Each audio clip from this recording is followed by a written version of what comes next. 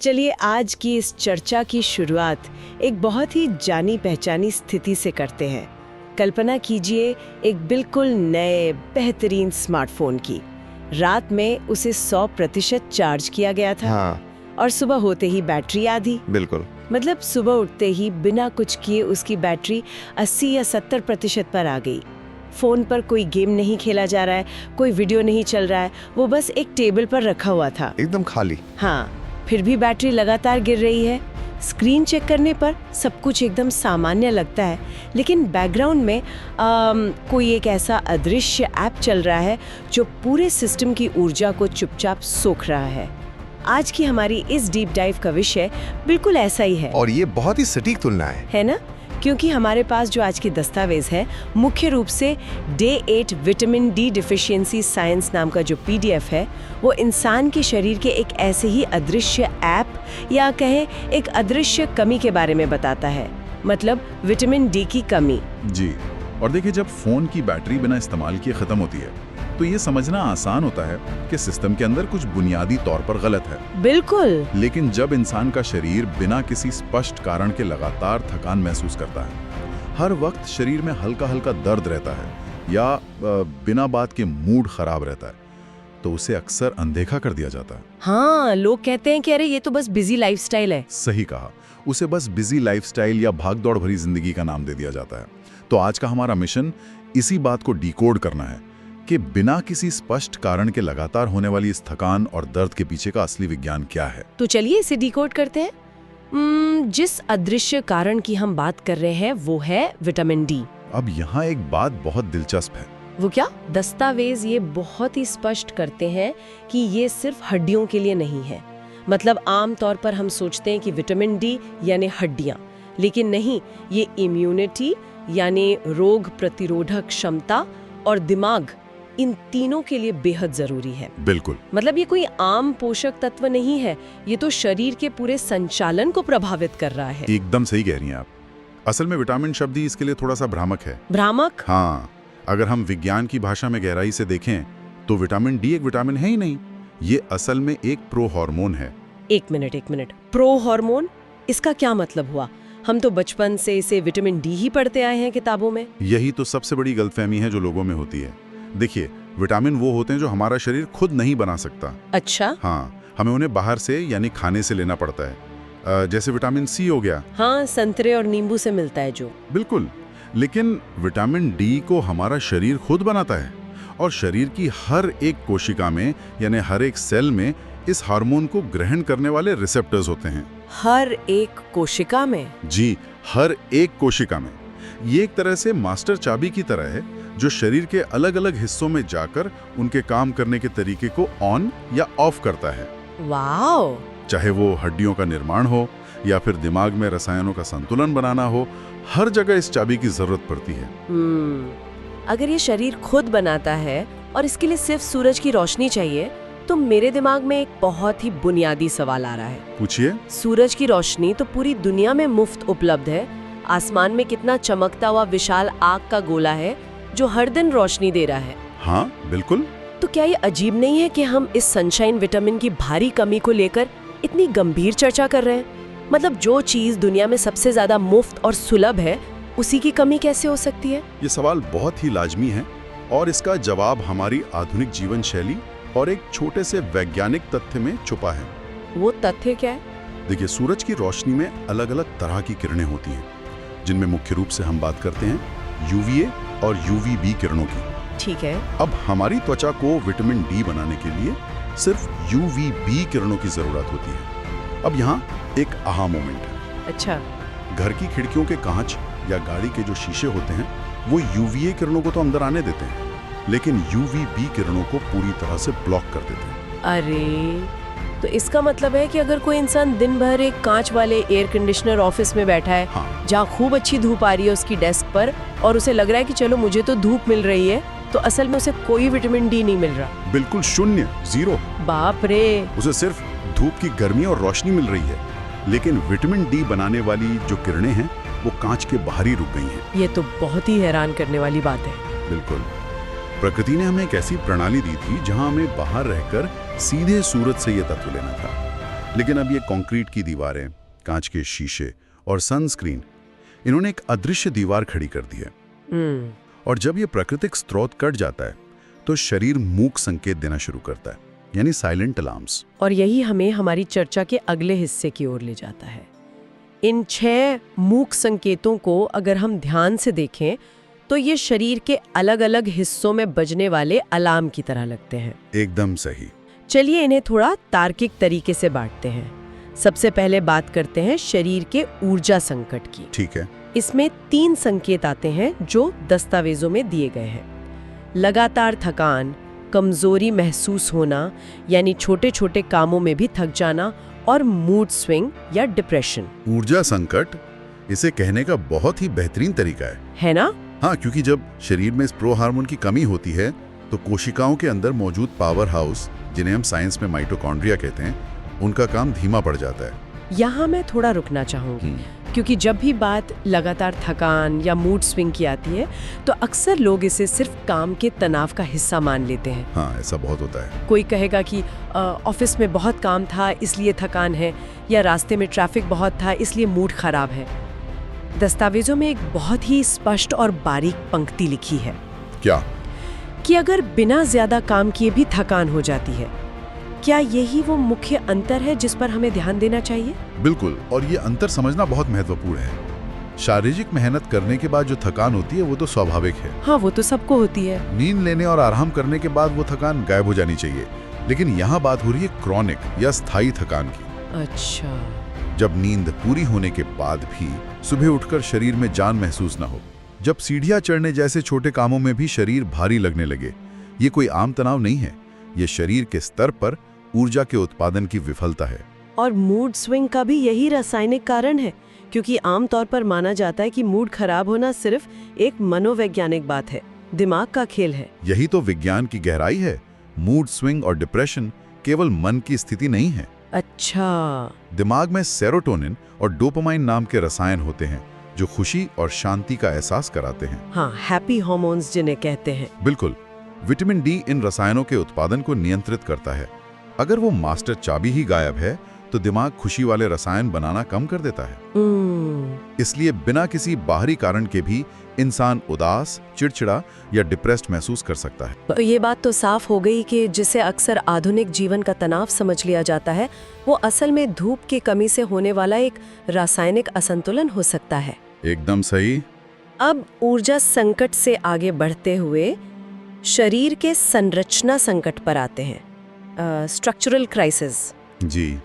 इसमें 2 बड़े संकेत बताए गए हैं, हड्डियों और मांसपेशियों में लगातार दर्द रहना और बालों का अत्यधिक झड़ना।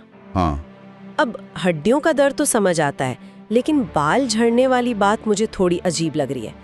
आमतौर पर सुना जाता है कि बाल गिरना जेनेटिक्स, स्ट्रेस या खराब पानी की वजह से होता है। हाँ, शैम्पू बदल लिया या पानी खराब है, लोग यही सोचते हैं। बिल्कुल। तो एक विटामिन की कमी बालों को कैसे गिरा सकती है? ये शरीर की बहुत ही दिलचस्प प्रक्रिया है। इसे शरीर का ट्रायाज सिस्टम कह सकते हैं। ट्रायाज? हाँ, मानव शरीर बहुत स्मार्ट होता है। जब उसके पास संसाधनों की यानी पोषक तत्वों की कमी होती है तो वो ये तय करता है कि जिंदा रहने के लिए सबसे ज्यादा जरूरी क्या है। दिल, दिमाग और फेफड़े सबसे ऊपर आते हैं। जाहिर सी बात है। बाल इंसान के जिंदा रहने के लिए बिल्कुल भी जरूरी नहीं है। अरे हाँ, ये तो है। इसलिए जैसे ही विटामिन डी का स्तर गिरता है, शरीर बालों के रोम को यानी हेयर फॉलिकल्स को पोषण देना बंद कर देता है, ताकि उस ऊर्जा को कहीं और इस्तेमाल किया जा सके जो ज्यादा जरूरी है। ये तो सच में हैरान करने वाला है। मतलब बाल गिरना सिर्फ बालों की समस्या नहीं, बल्कि शरीर के अंदर चल रही एक बड़ी इमरजेंसी का अलार्म है। बिल्कुल। और हड्डियों के दर्द के पीछे क्या विज्ञान है? अक्सर तो यही सोचा जाता है कि हड्डियों के लिए सिर्फ कैल्शियम चाहिए, लोग दूध पीते हैं, गोलियां खाते हैं। और यहीं पर विटामिन डी उस मास्टर चाबी का काम करता है जिसका मैंने पहले जिक्र किया था। अच्छा। कोई व्यक्ति चाहे दिन भर में कितना भी दूध पी ले या कैल्शियम की गोलियां खा लें, अगर शरीर में विटामिन डी नहीं है तो आंतें यानी हमारा गट, हाँ? वो उस कैल्शियम को सोख ही नहीं पाएंगी। वो सारा कैल्शियम बस शरीर से बाहर निकल जाएगा। बाप रे। बिना चाबी के कैल्शियम हड्डियों तक पहुंचने का दरवाजा नहीं खोल सकता। नतीजतन हड्डियां अंदर से खोखली और कमजोर होने लगती हैं, और यही मांसपेशियों और हड्डियों में लगातार रहने वाले दर्द का कारण बनता है। यानी बेहतरीन क्वालिटी का सीमेंट यानी कैल्शियम तो उपलब्ध है शरीर में, लेकिन उसे ईंटों के बीच लगाने वाला कोई नहीं है। क्या बात है, बहुत ही शानदार उदाहरण दिया आपने। बिल्कुल ऐसा ही होता है। बहुत खूब। तो हमने 5 संकेतों को डिकोड कर लिया है: थकान, कमजोरी, मूड स्विंग, हड्डियों का दर्द और बाल झड़ना। जी। अब छठा और आखिरी संकेत है जो सीधा शरीर के सुरक्षा विभाग से जुड़ा है, इम्यूनिटी। हाँ, और वो संकेत है बार बार बीमार पड़ना। इसके पीछे इम्यूनिटी का कमजोर होना बताया गया है इन दस्तावेजों में। जी हाँ, हमारी इम्यूनिटी यानी जो रक्षा प्रणाली है उसमें कुछ खास तरह की कोशिकाएं होती हैं जिन्हें टी सेल्स कहते हैं। T cells? हाँ, ये शरीर के सैनिक हैं जो वायरस और बैक्टीरिया को ढूंढकर मारते हैं। ठीक है। लेकिन मजेदार बात यह है कि ये टी सेल्स जन्म से ही काम करने के लिए तैयार नहीं होते, ये सोए हुए होते हैं। सोए हुए? हाँ, विटामिन डी ही वो तत्व है जो इन सैनिकों को जगाता है और उन्हें सक्रिय करता है। अरे वाह। अगर विटामिन डी कम है तो सेना होते हुए भी वो सो रही है, और छोटे मोटे मौसम के बदलाव से भी सर्दी, जुकाम या बुखार आसानी से शरीर पर कब्जा कर लेता है। तो क्या इस पूरी बातचीत का असल मतलब ये है कि अगर किसी के बाल झड़ रहे हैं, वो बिना बात के थका थका रहता है, कभी पीठ में दर्द है तो कभी घुटने में, और मौसम बदलते ही बीमार हो जाता है, हाँ। तो बजाय इसके कि वो बालों के लिए अलग डॉक्टर ढूंढे, दर्द के लिए अलग और सर्दी के लिए अलग दवा खाए, उसे एक बार ये देखना चाहिए कि कहीं ये सारी तारें एक ही जगह यानी इस प्रो हार्मोन की कमी से तो नहीं जुड़ी हैं। बिल्कुल, 100%। ये शरीर का एक ऐसा अलार्म सिस्टम है जो शरीर के अलग अलग कमरों में बज रहा है, लेकिन असल में आग एक ही जगह लगी है। ठीक है, अब अलार्म तो बज गया है और आग लगने की जगह भी समझ में आ गई। हाँ। अब बात करते हैं आग बुझाने की, यानी समाधान की। इन दस्तावेजों में इस कमी को पूरा करने के 4 बहुत ही स्पष्ट उपाय बताए गए हैं और इनका क्रम बहुत ही सोच समझ कर रखा गया है। जी। पहला उपाय है सूरज की रोशनी लेना, रोज सुबह 15 से 20 मिनट। दूसरा है सही खानपान, जिसमें दूध, अंडा, मछली और फोर्टिफाइड फूड शामिल करने की बात कही गई है। इन दोनों शुरुआती समाधानों की सबसे अच्छी बात यह है कि ये पूरी तरह से प्राकृतिक हैं। बिल्कुल। सुबह की धूप के 15-20 मिनट सिर्फ विटामिन डी ही नहीं बनाते, बल्कि वे शरीर की जैविक घड़ी को यानी बायोलॉजिकल क्लॉक को भी सेट करते हैं, जिससे नींद बेहतर आती है। और जहां तक डाइट की बात है, फोर्टिफाइड फूड्स का मतलब है ऐसे खाद्य पदार्थ जिनमें अलग से विटामिन डी मिलाया गया हो। अच्छा, वो पैकेट पर लिखा होता है ना, फोर्टिफाइड विद विटामिन डी। हाँ, बिल्कुल वही।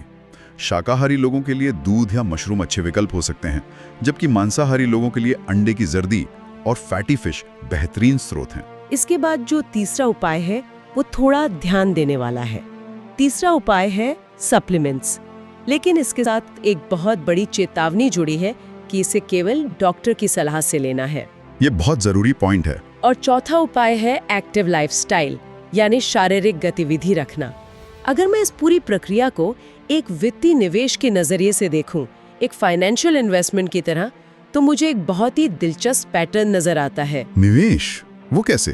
ये तो बड़ा अनोखा नजरिया है। देखिए, सुबह धूप में बैठना और सही खानपान लेना, ये एक सिस्टमैटिक इन्वेस्टमेंट प्लान यानी SIP या एक सुरक्षित निवेश की तरह है। अच्छा। जहां हर दिन थोड़ा थोड़ा जमा किया जाता है। ये सुरक्षित है, लंबे समय तक चलता है और इसका कोई साइड इफेक्ट या जोखिम नहीं है। हाँ, ये बात तो है। लेकिन जो सप्लीमेंट्स है वे एक इमरजेंसी लोन की तरह हैं। वाओ। जब किसी का बैंक बैलेंस यानी विटामिन डी का स्तर बिल्कुल गिर चुका हो, तब तुरंत उस इमरजेंसी लोन की जरूरत पड़ती है। सही कहा। लेकिन पूरी जिंदगी सिर्फ लोन के भरोसे नहीं चलाई जा सकती, और न ही बिना किसी वित्तीय सलाहकार यानी डॉक्टर के अंधाधुंध लोन लिया जा सकता है। ये एक बेहद शानदार और सटीक तुलना है, और सच कहूं तो अक्सर लोग यही सबसे बड़ी गलती करते हैं। क्या गलती? वे धूप में बैठने या अपनी डाइट सुधारने जैसी बुनियादी चीजों को नजरअंदाज करके सीधे मेडिकल स्टोर से सप्लीमेंट्स की भारी डोज वाली गोलियां खरीद लाते हैं। हाँ, मैंने बहुत लोगों को देखा है ऐसा करते हुए। उन्हें लगता है जैसे वो कोई जादुई गोली हो जो रातों रात सब ठीक कर देगी। क्या इन सप्लीमेंट्स को बिना पूछे लेने का कोई बड़ा नुकसान भी है? मतलब कुछ खतरनाक हो सकता है क्या? बहुत बड़ा नुकसान है। विटामिन डी एक फैट सॉल्युबल विटामिन है। Fat soluble? इसका मतलब है कि ये पानी में घुलकर शरीर से बाहर नहीं निकलता, बल्कि शरीर की चर्बी और लिवर में जमा होता रहता है। अच्छा, ये यूरिन के रास्ते बाहर नहीं आता? बिल्कुल नहीं। अगर इसे बिना डॉक्टरी सलाह के बहुत अधिक मात्रा में लंबे समय तक लिया जाए तो ये शरीर में हद से ज्यादा जमा होकर टॉक्सिसिटी पैदा कर सकता है। जहर का काम कर सकता है। बाप रे। इससे खून में कैल्शियम का स्तर खतरनाक रूप से बढ़ सकता है, जो किडनी में पथरी या दिल की धड़कन की समस्याओं का कारण बन सकता है। इसलिए आपका वो इमरजेंसी लोन वाला उदाहरण बिल्कुल सटीक बैठता है। इसे बिना विशेषज्ञ की सलाह के कभी नहीं लेना चाहिए। और जो चौथा उपाय है एक्टिव लाइफस्टाइल, वो भी उसी निवेश का एक महत्वपूर्ण हिस्सा है। हाँ, क्योंकि शरीर में जो विटामिन डी बन रहा है, उसके जरिए जो कैल्शियम आंतों से हड्डियों तक पहुंच रहा है, जब तक शारीरिक मेहनत नहीं की जाएगी, हड्डियों पर जोर नहीं डाला जाएगा, तब तक हड्डियां उस कैल्शियम को पूरी तरह से इस्तेमाल करके मजबूत नहीं बनेंगी। बिल्कुल सही। बिना एक्टिविटी के सब बेकार है। अब इन दस्तावेजों के बिल्कुल आखिरी हिस्से में आते हैं। यहाँ कोई लंबी चौड़ी मेडिकल थ्योरी नहीं है, बल्कि एक बहुत ही व्यावहारिक और छोटा सा चैलेंज दिया गया है। जी। चैलेंज ये है कि आज से ही रोज 15 मिनट धूप में बैठने की शुरुआत करें और अपने खाने में हेल्दी चीजें शामिल करें। और इसके तुरंत बाद एक दावा है कि कुछ ही दिनों में शरीर में फर्क महसूस होगा। यहाँ जो सबसे प्रभावशाली बात है वो है ये समझना कि छोटी छोटी कमियां ही बड़ी समस्याओं का कारण बनती हैं। 15 मिनट की धूप कोई बहुत बड़ा या मुश्किल काम नहीं लगता। ये इतना आसान है कि अक्सर इसे नजरअंदाज कर दिया जाता है कि अरे इससे क्या ही होगा। हाँ, लोगों को लगता है कोई बड़ी दवाई खानी नहीं पड़ेगी। बिल्कुल, लेकिन ये छोटा सा बदलाव शरीर के उस अदृश्य ऐप को बंद कर सकता है जो चुपचाप सारी ऊर्जा सोख रहा था। ये भविष्य की उन बड़ी स्वास्थ्य समस्याओं को रोकने का एक अचूक तरीका है जो आज सिर्फ एक हल्की सी थकान या बाल झड़ने के रूप में दिखाई दे रही हैं। सही कहा। 15 मिनट सुबह की ताज़ा हवा में बिताना, प्रकृति के साथ जुड़ना, ये कोई मेडिकल ट्रीटमेंट जैसा महसूस भी नहीं होता। ये तो बस खुद की देखभाल है, एक तरह का सेल्फ केयर है। हाँ, एकदम। तो चलिए आज की इस चर्चा को समेटते हैं। जी। हमने देखा कि कैसे विटामिन डी कोई साधारण विटामिन नहीं, बल्कि एक मास्टर चाबी है जो हड्डियों में कैल्शियम पहुंचाने से लेकर दिमाग में खुशी के रसायन बनाने और इम्यूनिटी की सेना को जगाने का काम करती है। बिल्कुल। हमने इसके 6 छिपे हुए मूक संकेतों को पहचाना, चाहे वो बिना काम की स्थायी थकान हो, हड्डियों का दर्द हो, जल्दी बीमार पड़ना हो, मूड स्विंग हो या बालों का गिरना हो। हाँ। और हमने ये भी समझा कि इसका समाधान कोई बहुत जटिल प्रक्रिया नहीं है। सूरज की रोशनी, सही आहार, जरूरत पड़ने पर डॉक्टर की सलाह से सप्लीमेंट्स और एक एक्टिव लाइफस्टाइल, यही वो प्राकृतिक चाबियां हैं जो इस कमी को दूर कर सकती हैं। और सबसे बड़ी बात जो हमें आज के इस विश्लेषण से सीखनी चाहिए वो ये है कि शरीर के संकेतों को कभी हल्के में नहीं लेना चाहिए। थकान हमेशा सिर्फ काम का नतीजा नहीं होती। शरीर जब कुछ कहने की कोशिश कर रहा हो तो रुककर उसे सुनना चाहिए। बिल्कुल, शरीर की अपनी एक भाषा होती है, बस उसे डिकोड करना आना चाहिए। और अंत में इस डीप डाइव को खत्म करने से पहले एक विचार है जो इस पूरी चर्चा के दौरान मेरे दिमाग में घूम रहा है। क्या विचार है? और ये एक ऐसा विचार है जो शायद हमारे नजरिए को पूरी तरह से बदल सकता है। हम अक्सर इस विटामिन डी की कमी को सिर्फ एक मेडिकल समस्या, एक ब्लड टेस्ट की रिपोर्ट में आए लाल निशान के रूप में देखते हैं। हाँ, बीमारी की तरह देखते हैं। लेकिन अगर थोड़ा पीछे हटकर एक बड़े नजरिया से सोचें तो मानव शरीर का निर्माण ही कुछ इस तरह से हुआ है कि वो अपनी सबसे बुनियादी और आवश्यक कार्य प्रणाली के लिए सीधे हमारे सौरमंडल के केंद्र यानी सूर्य पर निर्भर है। वाव। हम इस ग्रह पर रहने वाले जीव हैं जिनका अस्तित्व हमारे तारे की रोशनी से बंधा है। लेकिन जैसे जैसे हम तथाकथित आधुनिकता और विकास की ओर बढ़ रहे हैं, हम अपनी 4 दीवारों, ऊंचे कंक्रीट के टावरों और एयर कंडीशनिंग के भीतर कैद होते जा रहे हैं। सच कहा आपने। हमने खुद को उस स्रोत से काट लिया है जिसने हमें बनाया है। तो सवाल ये है, क्या हमारी ये आधुनिक शारीरिक और मानसिक थकान, ये लगातार का दर्द सच में सिर्फ एक मेडिकल समस्या है, या फिर ये प्रकृति और सूरज के साथ हमारे उस आदिम प्राचीन रिश्ते के टूटने का सीधा परिणाम है? क्या हम सच में बीमार हैं या सिर्फ अपनी जड़ों से कट गए हैं? ये बहुत ही गहरा और सोचने वाला सवाल है ना? और ये एक ऐसा सवाल है जिस पर कल सुबह जब 15 मिनट धूप में बिताए जा रहे हों तो जरूर विचार किया जाना चाहिए। इसी विचार के साथ आज की इस चर्चा को हम यहीं विराम देते हैं।